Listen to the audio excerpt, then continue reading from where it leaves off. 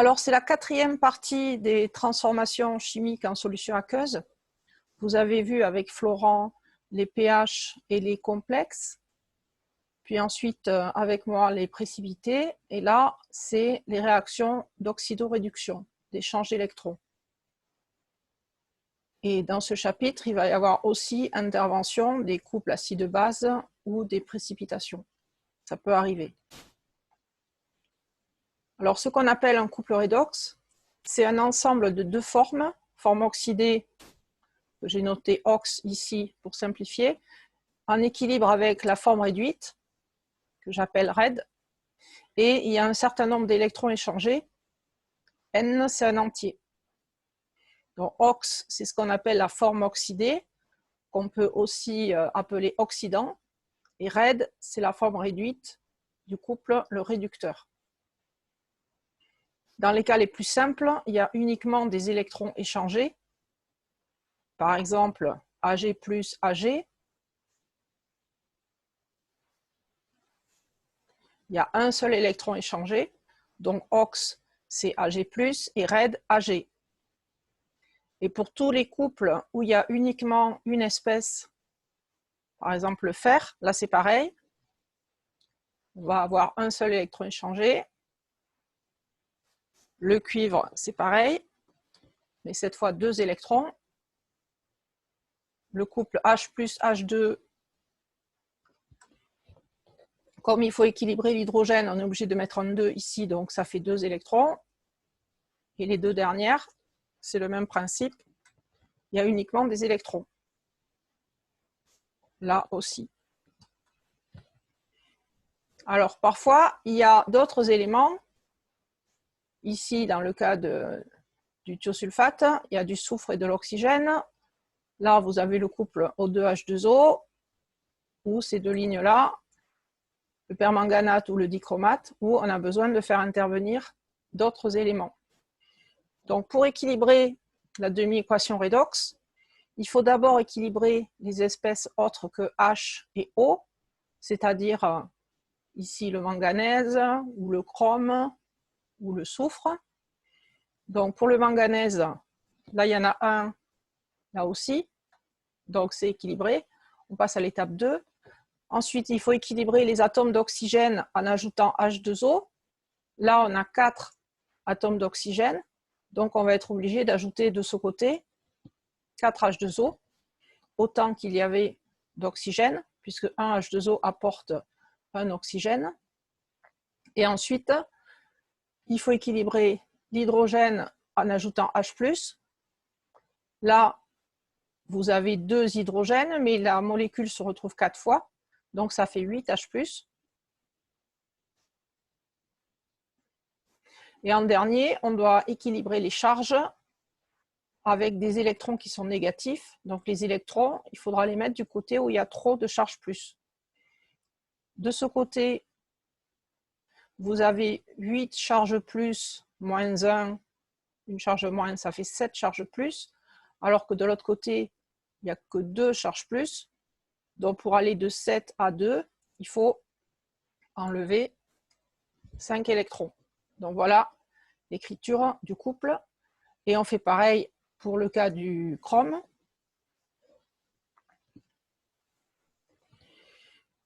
Donc quand on équilibre le chrome, là il y en a 2 atomes, donc on est obligé de mettre un coefficient 2. Ensuite, on équilibre l'oxygène, il y a 7 oxygènes, donc ça vous fait 7 H2O. Puis on équilibre l'hydrogène, là il y a 14 hydrogènes, donc ça vous fait 14 H+. Et en dernier, les charges. De ce côté, il y a 14 charges plus, 2 charges moins qui ont neutralisé, donc ça fait 12 charges plus, alors que de l'autre côté, il n'y en a que 6, donc il y a 6 électrons. Et on fait pareil pour ce couple ou celui-là.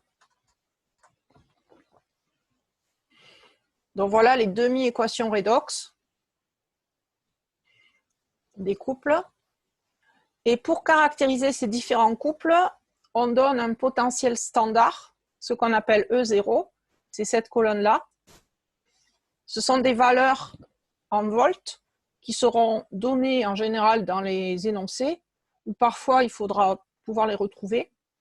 Ce ne sont pas des valeurs qu'il faut connaître par cœur, mais c'est des valeurs en général qu'on vous fournit. Donc en fonction des valeurs du potentiel, vous avez les différents couples redox.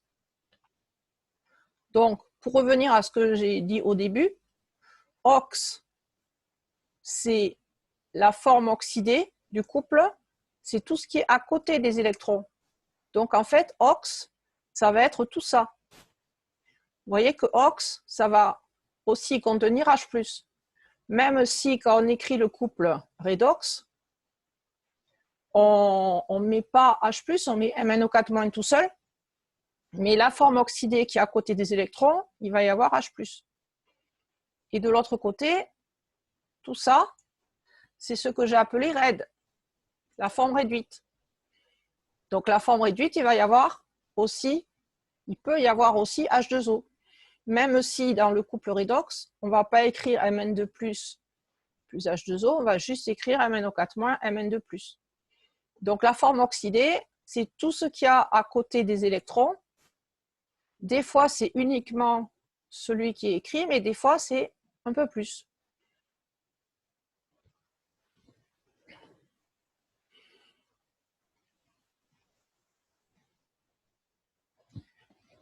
Alors, on continue. Définition, ce qu'on appelle nombre d'oxydation ou degré d'oxydation, ça indique le nombre d'électrons perdus à partir d'un atome, et un atome, par définition, c'est neutre. Donc, ce nombre d'oxydation, on va le noter en chiffres romains, et on va l'écrire à côté de l'espèce. Donc ça, c'est ce que vous avez déjà vu. Parfois, quand vous parlez de l'oxyde l'ion fer 2, par exemple, ça pouvait s'écrire comme ça. 2 en chiffres romains. Donc, l'ion fer 2, ça veut dire, c'est le fer qui a perdu 2 électrons, c'est comme si c'était Fe2+. Alors, calcul du nombre d'oxydation du fer dans Fe3+, à votre avis, ça va faire combien? Répondez avec conversation.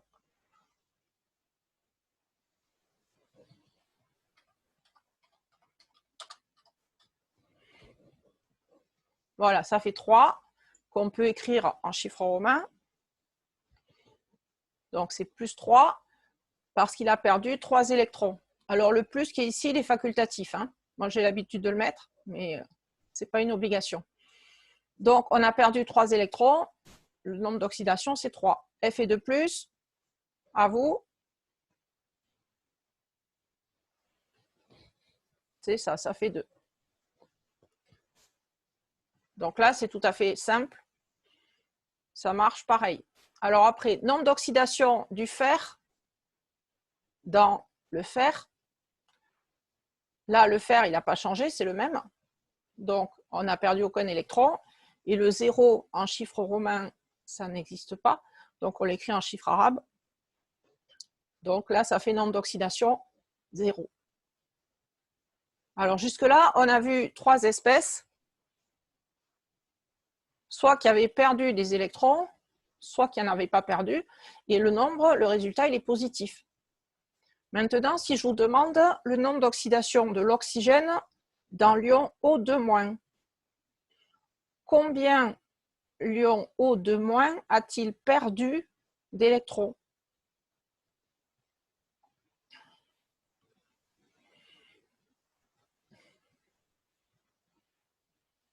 Alors 0, ça veut dire qu'il en aurait, il se serait l'oxygène tout seul.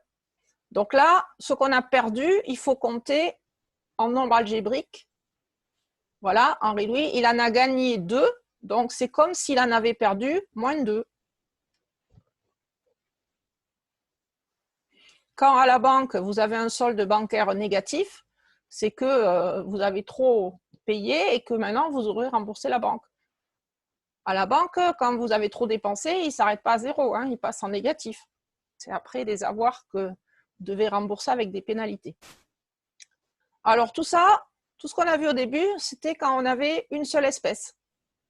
Maintenant, si vous considérez la molécule O2, le dioxygène, comment on va compter le nombre d'oxydations de un atome d'oxygène dans la molécule de dioxygène?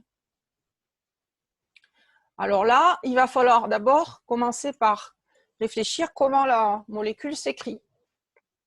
Donc, en modèle de Lewis, avec les doublés non liants, la molécule de dioxygène, elle s'écrit de cette façon-là, puisque chaque oxygène, il a 2 doublés non liants, et puis 2 électrons célibataires qui va engager pour faire une double liaison avec l'autre atome d'oxygène. Donc ça, c'est la molécule de dioxygène. Donc pour savoir le nombre d'oxydations de un oxygène dans la molécule, il faut réfléchir, est-ce qu'il y a un des 2 atomes qui va avoir enlevé des électrons à l'autre? Est-ce qu'il y a un des 2 atomes qui est plus électronégatif que l'autre et qui serait capable d'enlever des électrons à l'autre? Alors comme les 2 atomes, ce sont les 2 mêmes, ils ont la même valeur d'électronégativité, aucun ne pourrait prendre d'électrons à l'autre. Donc on va supposer que dans la molécule, rien n'a été perdu, et donc le nombre d'oxydations de l'oxygène, ça va être 0, parce qu'aucun des 2 atomes d'oxygène n'a perdu d'électrons au profit de l'autre.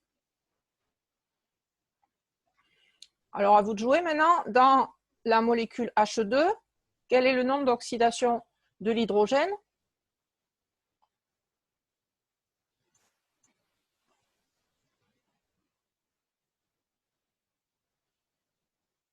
C'est un raisonnement tout à fait similaire. Voilà, Hervé, bravo. Donc ça fait 0. Parce qu'aucun atome d'hydrogène n'a gagné ou perdu d'électrons par rapport à l'autre, puisque ce sont 2 fois les mêmes. Alors là où ça se complique, c'est quand vous avez des molécules qui sont avec des atomes différents. Là, la molécule HCl, on va l'écrire selon Lewis, le chlore, il a 7 électrons de valence, l'hydrogène en a un seul. Donc si on suit le raisonnement que j'ai fait jusque-là, il va falloir réfléchir à quel est l'élément le plus électronégatif entre l'hydrogène ou le chlore. Alors rappelez-vous, l'hydrogène, c'est le début de la ligne, donc il est complètement à gauche, alors que le chlore, lui, il est quasiment complètement à droite. L'électronégativité, elle augmente sur une ligne, donc le plus électronégatif, c'est le chlore. Donc le chlore est plus électronégatif que l'hydrogène. Ce qu'on avait vu en cours sur les charges partielles, les moments dipolaires, c'est que dans cette molécule HCl, on avait une charge delta plus, delta moins, partielle qui valait 0,17. Ça veut dire que la liaison, elle était 17% ionique. Donc, c'est vraiment une molécule HCl, ce n'est pas un H+, avec un Cl-. Mais dans le cours sur l'oxydoréduction, par convention, pour déterminer les nombres d'oxydation de chacun des atomes, le H ou le Cl, on va considérer comme si le plus électronégatif avait enlevé des électrons à l'autre. Donc là, on va considérer que le plus électronégatif, le chlore, il va tirer à lui la liaison, qui est ici, et ça va faire comme un pont-levis qui bascule. J'aime bien cette analogie. Et du coup, le chlore a récupéré l'électron qu'il a pris à H+, donc le pont-levis qui était là, il s'est retrouvé ici basculé. Et on se retrouve cette fois avec des espèces ioniques H+, Cl-. Donc maintenant que cette molécule, on l'a assimilée à une molécule avec des charges, on va dire que l'atome d'hydrogène dans HCl, son nombre d'oxydation, c'est +1, car c'est comme si H s'était fait prendre un électron. Alors je répète, la molécule HCl, elle n'est pas cassée, elle n'est pas sous forme ionique. C'est une convention qui dit que le plus électronégatif, il aurait pu prendre l'électron, et donc H+, on va dire que son degré d'oxydation, c'est +1. Et dans le cas du chlore, comme le chlore, lui, il récupère un électron, au sens figuré, alors du coup, pour le chlore, on a un degré -1. Le chlore, il a perdu -1 électron parce qu'il en a gagné un.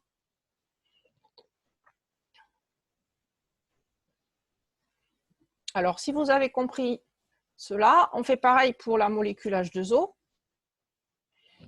Quel est le nombre d'oxydation de l'oxygène dans H2O? Donc, pareil, on écrit la molécule sous forme Lewis. Le plus électronégatif entre l'oxygène ou l'hydrogène, c'est l'oxygène.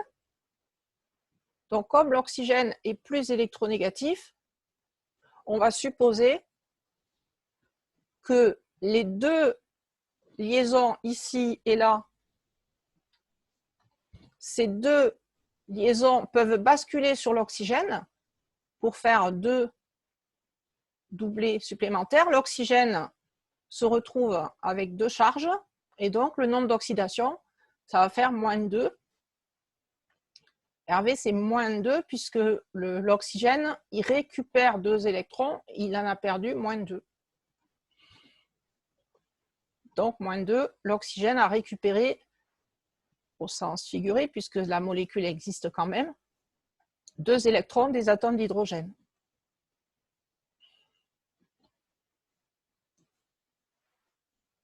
Alors, on complique encore.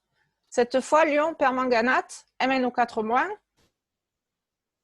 Dans MnO4-, on vous demande le nombre d'oxydation du manganèse, Mn. Ça, c'est l'ion permanganate. Donc, le manganèse, il est lié à 4 atomes d'oxygène et puis il y a une charge moins.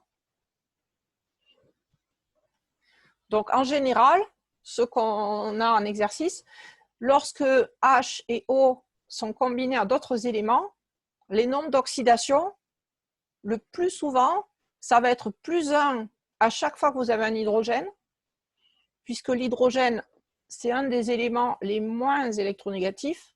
Donc l'hydrogène, il se laissera toujours prendre son électron. Et l'oxygène, comme ça fait partie des éléments les plus électronégatifs, à part le fluor, chaque fois que vous aurez un oxygène, il va enlever des électrons aux autres éléments. Donc à chaque fois que vous avez l'oxygène, le degré d'oxydation de l'oxygène, c'est -2. C'est comme si l'oxygène, c'était l'ion O2-, comme s'il avait 2 charges. Et la deuxième chose à connaître, c'est que la somme des nombres d'oxydation de tous les éléments, c'est égal à la charge globale. Donc, dans MnO4-, il va falloir regarder la somme des nombres d'oxydation des éléments. Donc, le nombre d'oxydation de Mn, ça c'est mon inconnu, je vais l'appeler X. Donc, X, plus 4 fois le nombre d'oxydation de l'oxygène, j'ai dit que c'était -2. Donc, la somme X plus 4 fois -2, ça doit être égal à la charge globale. La charge globale, c'est une charge moins, donc c'est -1. Dans votre équation, là, ça va vous donner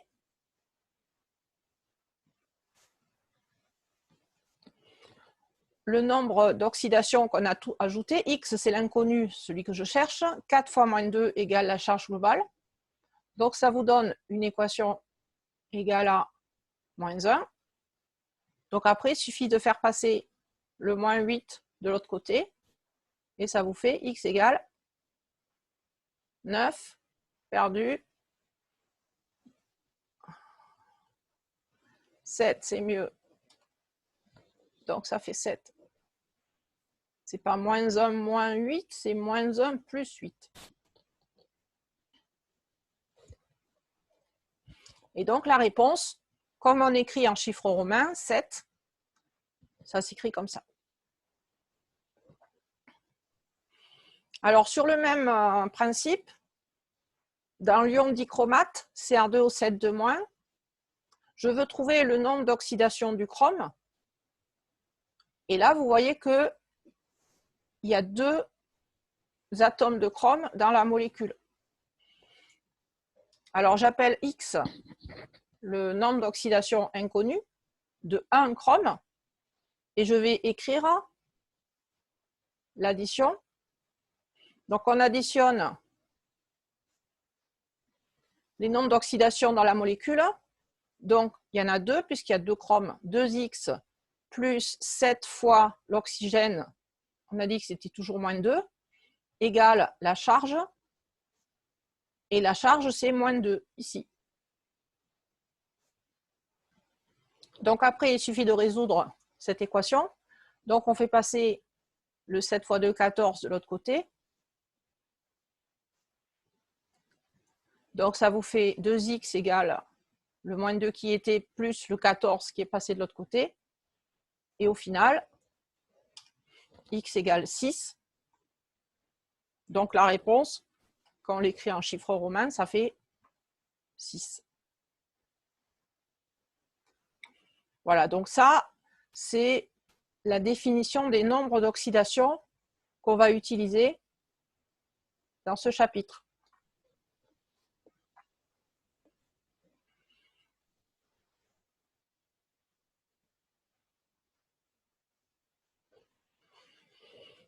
Alors, on arrive à une partie une formule, la formule de Nernst, qui est dans l'encadré ici. Cette formule de Nernst, on va en avoir besoin dans quasiment tous les exercices d'oxydoréduction. Donc ça, c'est une formule qu'il faut avoir bien comprise et qu'il faut retenir par cœur. Mais avant d'en arriver là, il faut que je vous explique d'où ça sort. Donc, on a une demi-équation redox écrite sous la forme OX plus électron donne RED, la forme réduite. J'ai rajouté par rapport à tout à l'heure 2 termes, nu-OX et nu-RED. Ça, ce sont des coefficients stoichiométriques. Je n'ai pas encore rajouté le fait qu'il y ait H2O ou H+. On le verra tout à l'heure dans les exemples. Donc là, nu-OX et nu-RED, ce sont des coefficients entiers minimum. C'est égal à 1, 2, 3.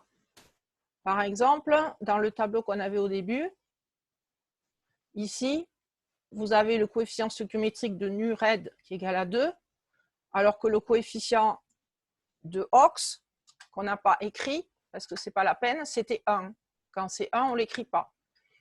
Donc là, on a 1 et nu-RED égale à 2.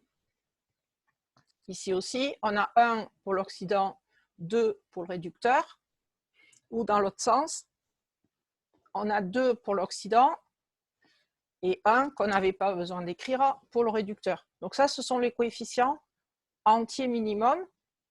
Je ne fais pas encore intervenir H+, et H2O.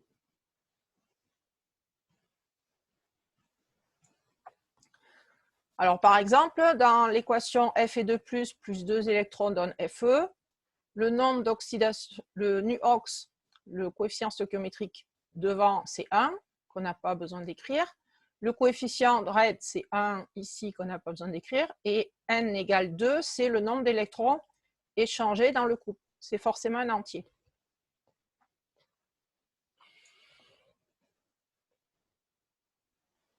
Alors, Henri-Louis pose une question. Comment on sait combien de H+ on doit ajouter? De H+ qu'on doit ajouter dans la demi-équation redox? Alors, la demi-équation redox, ici, vous avez dû rater le début, c'est comme une équation bilan qui doit être équilibrée. Donc, on équilibre d'abord, il faut respecter les 4 points ici, les atomes autres que H et O, c'est-à-dire le manganèse. Ensuite, on équilibre l'oxygène. Là, il y a 4 oxygènes, donc on doit ajouter 4 H2O ici pour équilibrer l'oxygène. Ensuite, on doit équilibrer l'hydrogène en ajoutant H+. Donc, comme là, il y a 8 atomes H, je suis obligée d'ajouter 8 H+. Maintenant, c'est équilibré pour tous les atomes. Par contre, ce n'est pas encore équilibré pour les charges. Donc, pour les charges, on compte ici, il y a 7 charges plus, puisqu'il y a une charge moins et 8 charges plus, ça fait 7 charges plus. Alors que de l'autre côté, il n'y a que 2 charges plus. Donc, pour avoir le même nombre de charges des deux côtés, on a 5 électrons. OK, donc, je reprends. Alors, en électricité, en TP, vous avez souvent utilisé des voltmètres. Et on vous a fait apprendre par cœur qu'un voltmètre, c'était un appareil pour mesurer une différence de potentiel entre deux points. Mais jusque-là, on ne vous avait jamais défini ce que c'était le potentiel. Donc en fait, le potentiel, c'est une grandeur en volts qui va correspondre à une valeur d'équilibre pour un système aux-RAID. Et ensuite, si on doit brancher un voltmètre à 2 bornes, on pourra mesurer la différence de potentiel entre les 2 bornes. Je vous montre un exemple ici. Vous avez un système avec d'un côté un bécher avec une solution Cu2+, qui est bleue, et une électrode de cuivre. On a relié ça à la borne plus du voltmètre. Donc ici, on a le potentiel à la borne du cuivre. On appelle ça une demi-pile. De l'autre côté, vous avez une demi-pile pour du fer, avec Fe2+ dans la solution et une lame de fer, qu'on a reliée à la borne moins du voltmètre. C'est ce qu'on appelle le COM.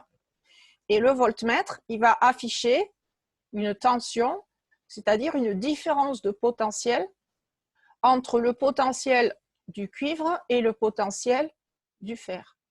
Voilà. Donc, avec un voltmètre, on mesure la différence entre deux potentiels de 2 électrodes différentes. Et pour fermer le circuit, on est obligé d'avoir un pont salin. Ici, c'est un tube en U retourné dans lequel il y a du gel conducteur, du gel qui contient des ions. Donc, ça va permettre le passage du courant dans le circuit. Donc, sur l'électrode de cuivre, on aura un potentiel et sur l'électrode de fer, on aura un autre potentiel.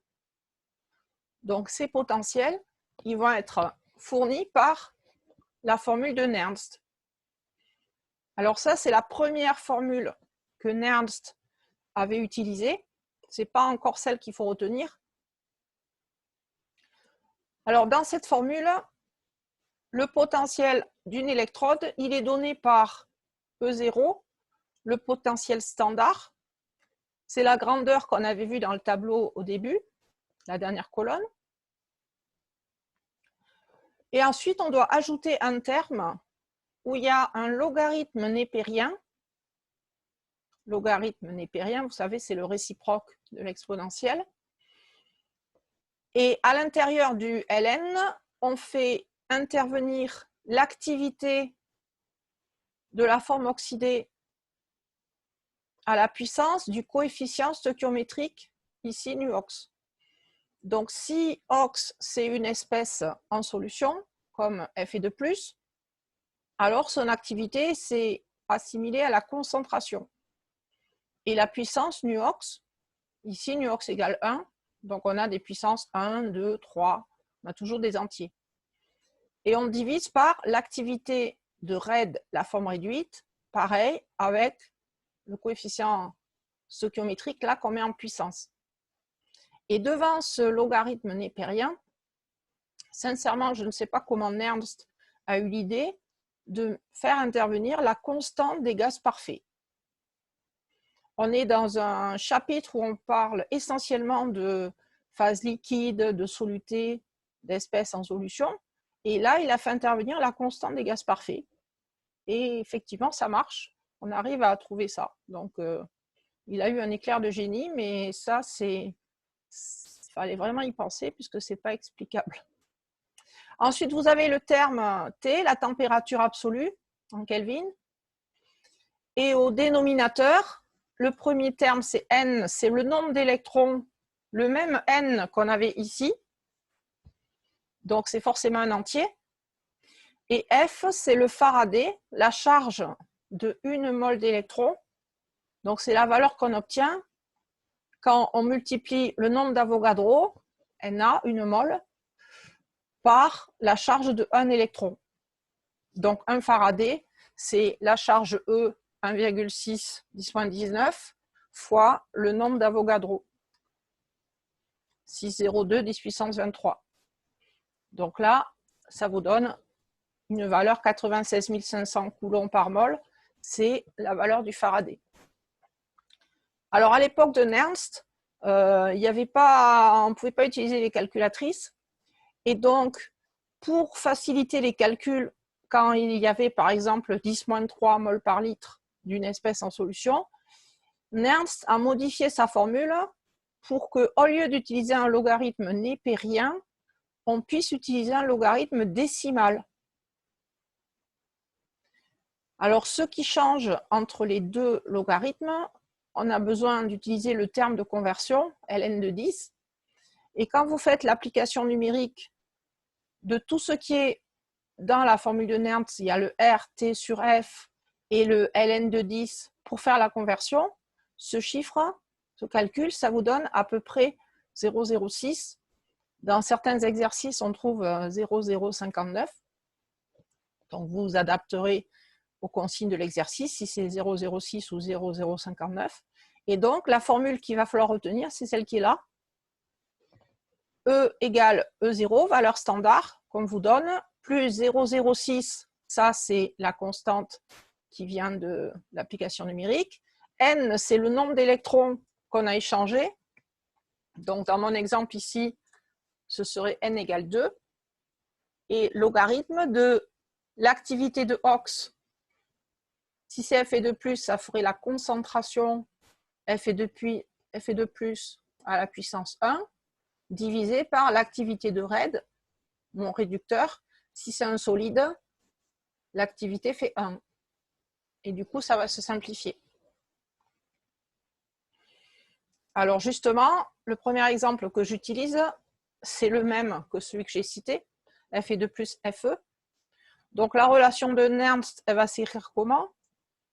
Donc E égale E0, ça marche à tous les coups, plus 0,06 sur 2,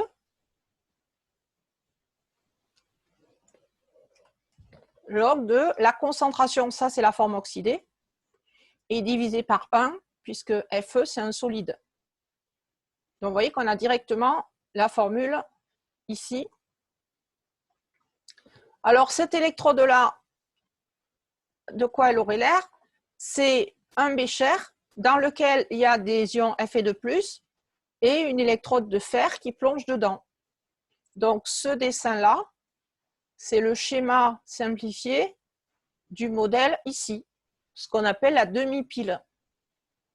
Vous avez une lame de fer et une solution avec des Fe2+.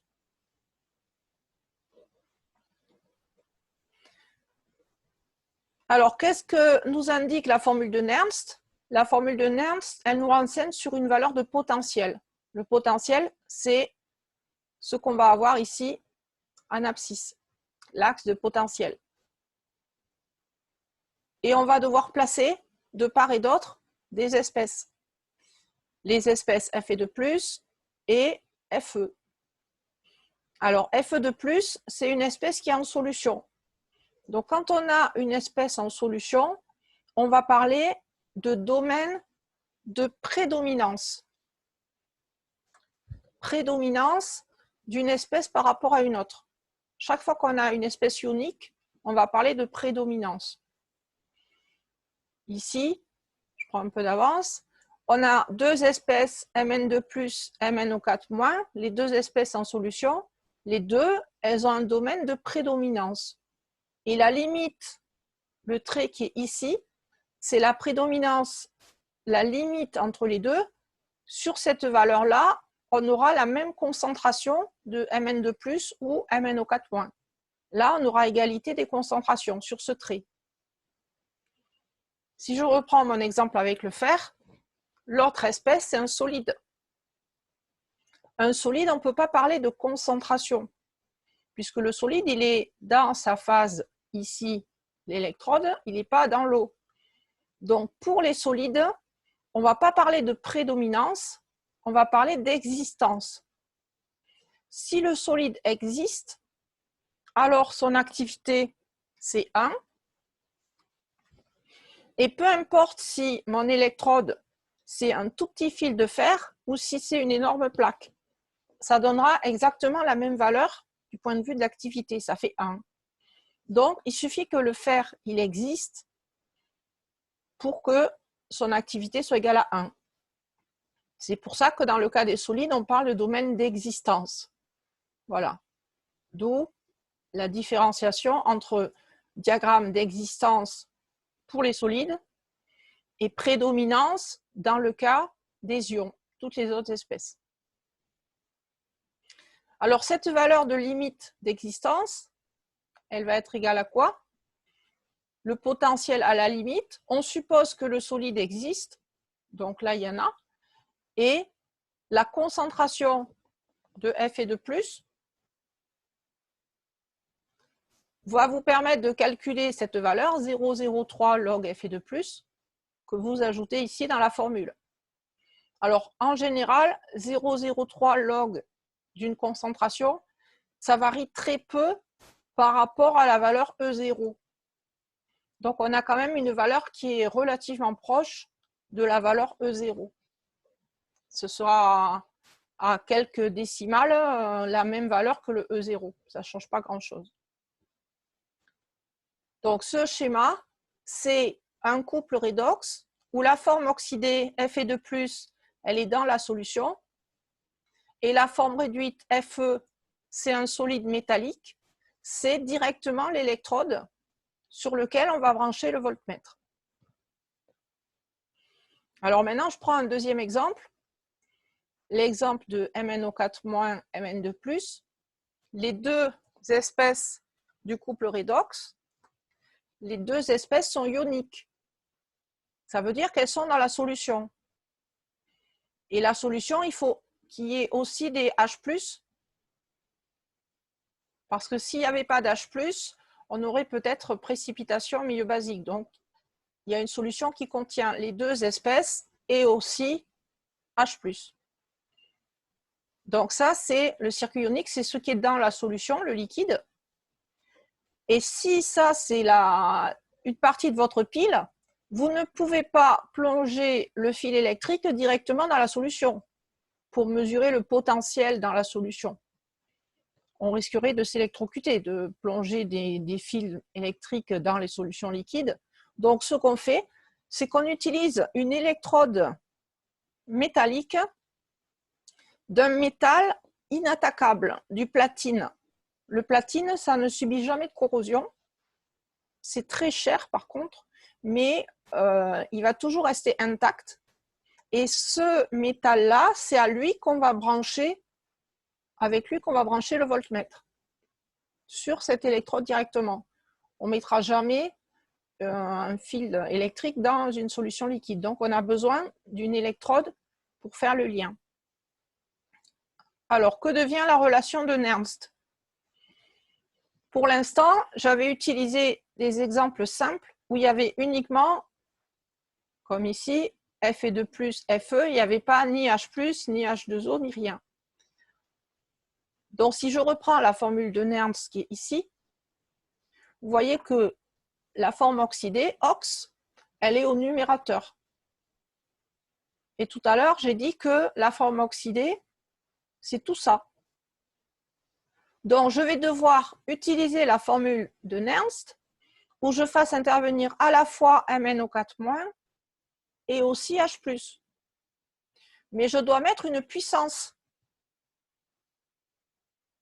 La puissance nu ox. Je dois mettre une puissance. Mais je ne peux pas mettre à la fois 1 et 8. Donc, ce qu'on fait, c'est qu'on sépare les deux termes. Donc, E0 plus 0,06 divisé par 5 électrons échangés, le 5 qui est là, logarithme décimal. La forme oxydée, c'est tout ce qui est au numérateur, vous voyez, par analogie avec ceci. Et chacune va être élevée à la puissance de son coefficient stoichiométrique. MnO4-, c'est coefficient 1, donc ça fait concentration puissance 1, multiplié par H+, à la puissance 8, puisqu'il y a 8H+ dans l'équation. Et la forme réduite qui est au dénominateur en bas, la forme réduite, vous avez Mn2+, c'est une concentration, puisque c'est une forme ionique, et ensuite l'eau H2O à la puissance 4, mais de toute façon l'activité du liquide en tant que solvant, ça fait 1. Donc ça fait 1 à la puissance 4. Alors si sur l'axe de potentiel, je cherche la limite où les deux concentrations sont égales, quelle est la valeur du potentiel? Dans la formule qui est ici, on sait que MnO4- sera égal à Mn2+. Donc là, on va pouvoir biffer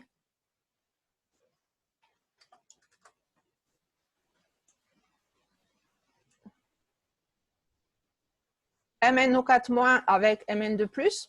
Ces deux termes, ils sont égaux. Donc, ils vont se simplifier à la limite, juste à la valeur de la limite. Donc, qu'est-ce qui va me rester?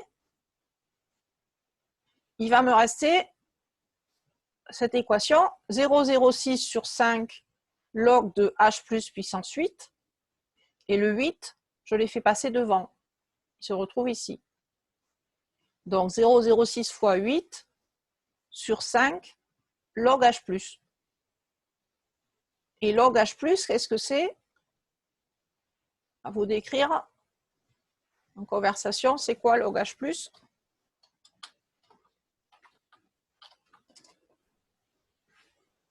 Ça, vous l'avez vu avec M. Métairie. Non, log H+, ça n'est pas pH, c'est moins pH. pH, c'est moins log H+. Au signe près, Clément. Donc, vous avez la formule log H+, je l'ai transformé en moins pH. Donc, la limite entre les deux, ce sera E0 moins un terme correcteur fois le pH. Vous voyez que la limite de prédominance, ici, elle est toujours facile à obtenir en fonction de E0, le potentiel standard, et puis il peut y avoir soit un terme correctif avec une concentration, soit un terme correctif avec un pH. Mais de toute façon, ces termes correctifs, étant donné qu'il y a le terme 0,06 devant qui est petit, ça va être toujours de l'ordre de grandeur du E0. Ça ne changera pas beaucoup. Donc si on a E0 égale 1,51 volts, ici on aura peut-être 1,5 ou 1,48 volts. Ce sera de l'ordre de 1,51 volts.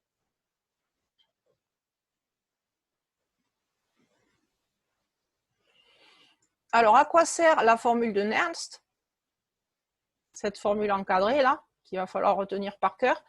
Cette formule encadrée, on va s'en servir à chaque fois qu'on aura besoin de mesurer une tension entre deux électrodes, ou même pour calculer des constantes de réaction.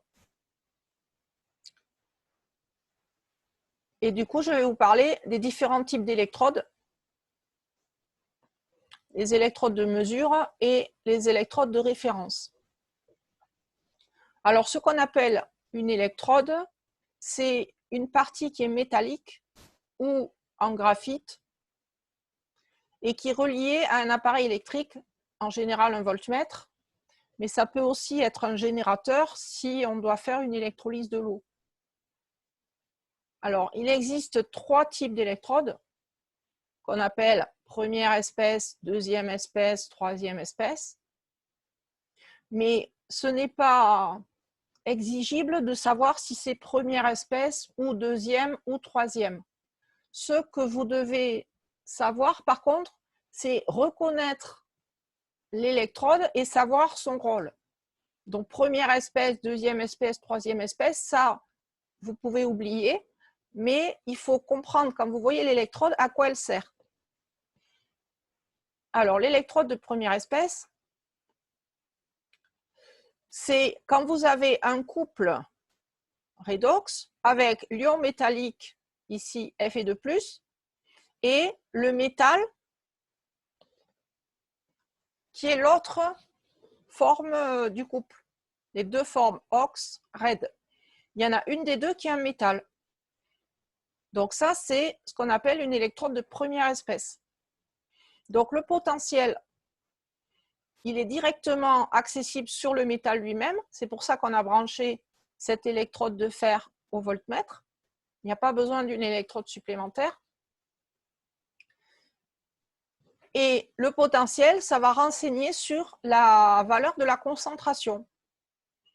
Par exemple, si ici, on connaissait à l'avance le potentiel, la détermination de la tension du voltmètre, ça permettrait de connaître le potentiel du fer.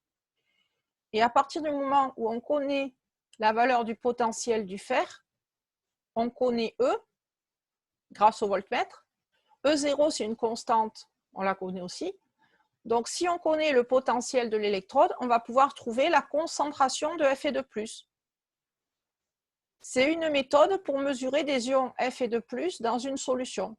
Si on sait qu'il y a des ions Fe2+, on met une électrode de fer, on relie à une autre électrode, on mesure la différence de potentiel et à partir de là, on en déduit la concentration des ions Fe2+. C'est une possibilité.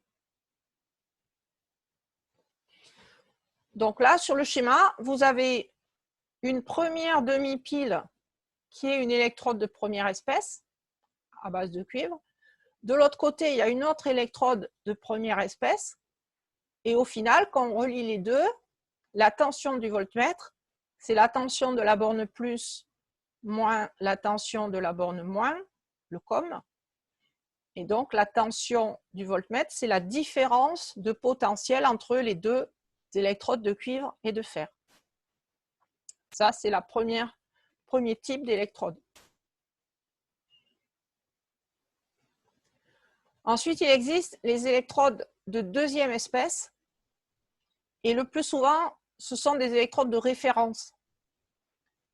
Ça joue le rôle d'une demi-pile dont le potentiel, E indice référence, est fixe. Ça veut dire que le potentiel sera toujours le même.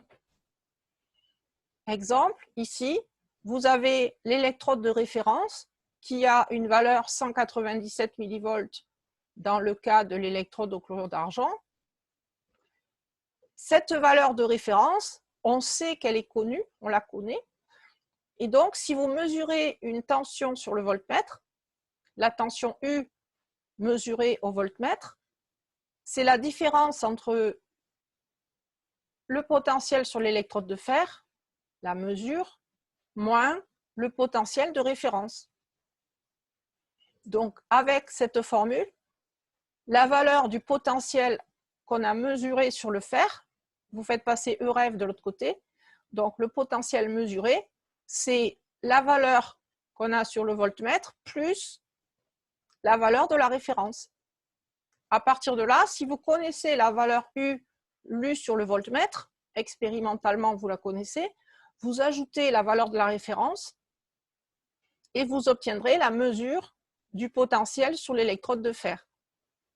Et après, connaissant la valeur du potentiel, vous en déduisez la concentration de Fe2+. Là, à nouveau, dans le montage, on a un pont salin qui permet de fermer le circuit de manière à ce que les charges puissent se déplacer dans le circuit.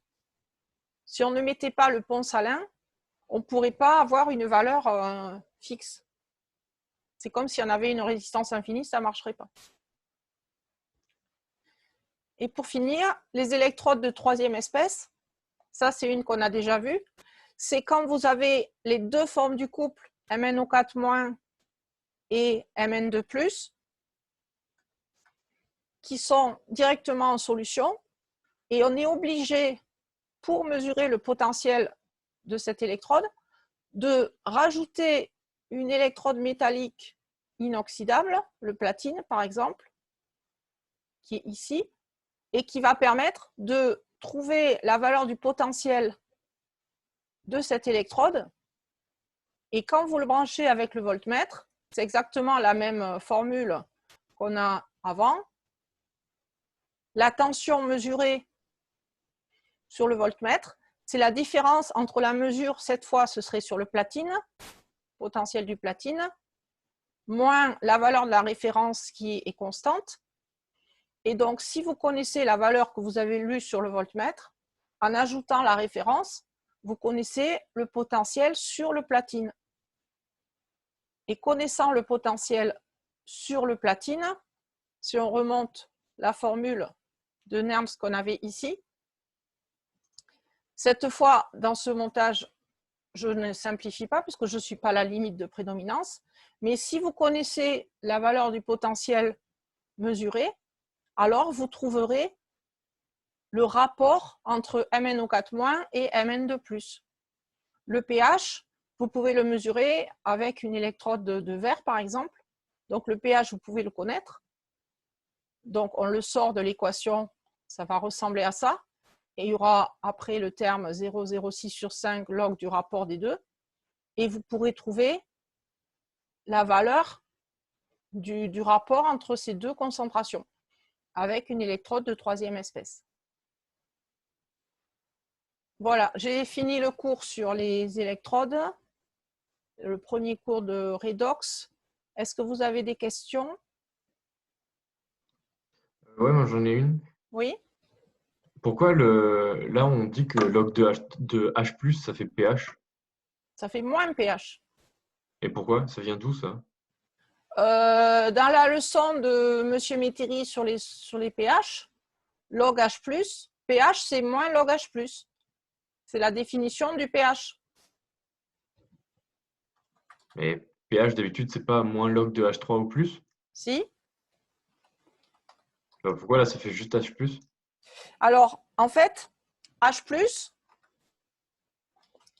on est forcément en solution aqueuse. Donc, H+, c'est H+, dans l'eau. Donc, le H+, dès qu'on va le mettre en présence de H2O, il va s'écrire H3O+.